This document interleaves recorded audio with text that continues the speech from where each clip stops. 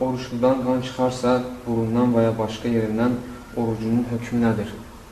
Bir də oxu. Oruçludan qan çıxarsa, burunun və ya başqa yerindən orucunun hökmü nədir? Yəni, oruç tutan insandan qardaşlar, əgər qan çıxarsa, yəni burnundan qan axma baş verir, və yaxud da qulağından qan axır, dişindən qan axır, və yaxud da qolu kəsilir, qan axır. Belə olduğu halda, deyir ki, bu adamın oruç tutmasının hökmü nədir? Bilirsiniz ki, qan məsələsində sadəcə ixtilaf oradadır ki, hicamə etdirmək olarmı, olmazmı?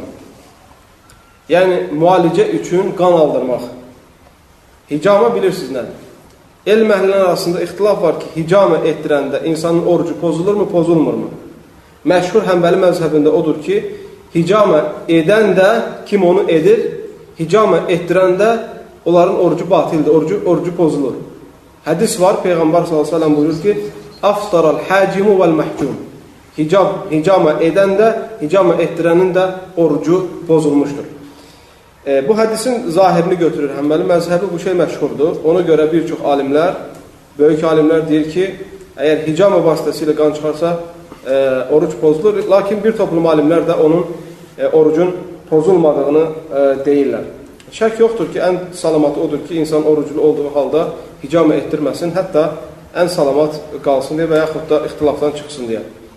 Lakin, insanın özü qəsdən etmədən burnundan qan açılarsa, dişindən qan açılarsa və yaxud da harasınsa kəsərsə, qan açılarsa, belə olduğu halda oruç pozulurmu? Şeyxülislam ibn Teymiyyə rəhməhullahın bu haqda fətvası var, qardaşlar. Həmçinin Şeyx Muhammed ibn Salih el-Useyminin fətvası var. Deyir ki, insanın burnuna və yaxud da başqa bir üzvündən qan gələrsə, o insanın orucuna zərər yoxdur, o insanın orucu pozulmur.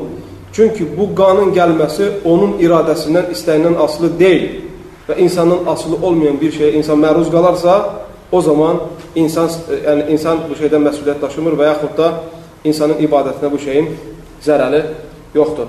Ona görə də xülasə rəy bu məsələdə odur ki, kimin burnundan, dişindən və yaxud da başqa üzvündən qan açılarsa, həmin insan orucunu davam edir və onun orucuna heç bir xələl gətirmir. Allahu aləm. İxlasla.com saytı tərəfindən təqdim olundu.